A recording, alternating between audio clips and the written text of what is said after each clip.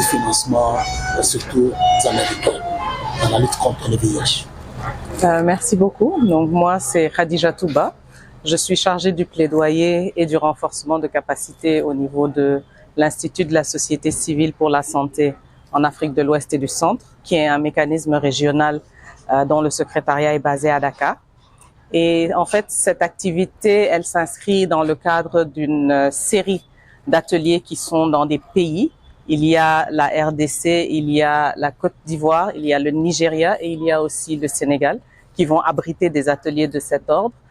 Comme l'a rappelé tout à l'heure le Sénat, c'est toute la question de la durabilité et de l'intégration des services VIH. Comment est-ce qu'on peut s'organiser pour que la riposte contre le VIH reste efficace, qu'elle améliore l'accès aux services et qu'il y ait une offre de services non seulement de qualité, mais aussi qu'elle soit efficace pour permettre à nos populations d'avoir des services qui sont là, qui sont pérennes et qui sont financés aussi d'une façon durable.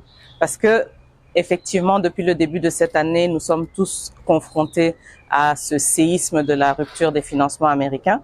Mais nous avions commencé la réflexion depuis beaucoup plus longtemps au niveau de la société civile en se disant c'est bien d'être soutenu par des financements étrangers, mais comment est-ce qu'on peut s'arranger pour que nous-mêmes, nous prenions en charge la santé de nos populations?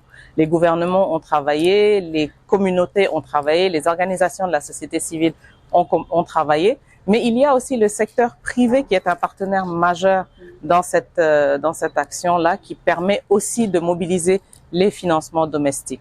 Donc les financements domestiques, c'est les collectivités territoriales, c'est le secteur privé, ce sont les acteurs communautaires, mais c'est quand même aussi l'aide au développement, les partenaires techniques et financiers. Merci à vous. Ok, aujourd'hui, nous sommes en atelier dans le cadre de l'Institut de la société civile pour le VIH et la santé en Afrique de l'Ouest et du Centre, qui est basé au Sénégal, qui a été représenté aujourd'hui par Mme Khadija dans notre pays. Nous sommes là, réunis, toutes les parties prenantes, pour réfléchir sur comment trouver des mécanismes efficaces à mettre en place pour faire face à la recrudescence de financement qui se manifeste au niveau mondial, mais qui se fait sentir en République démocratique du Congo. Donc, toutes les parties prenantes sont là pour réfléchir et nous allons sortir de cet atelier avec des orientations claires qui seront coulées dans la feuille de route avec des indicateurs clairs et des orientations pour que toutes les parties prenantes soient responsabilisées.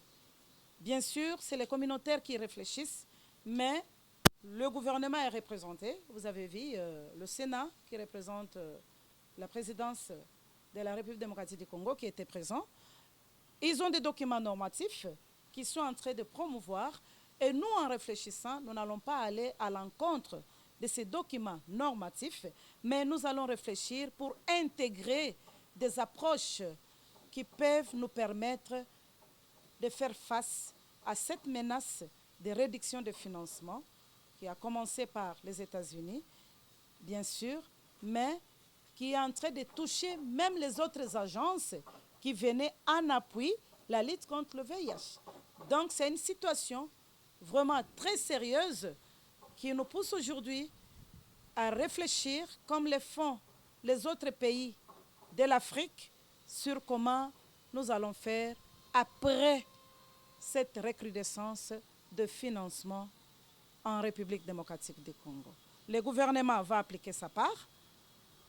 Les PTF, donc les partenaires techniques et financiers qui nous accompagnent, ils auront leur part.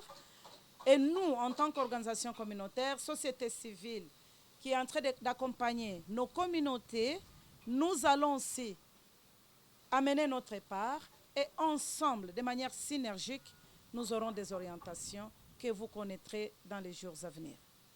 Merci.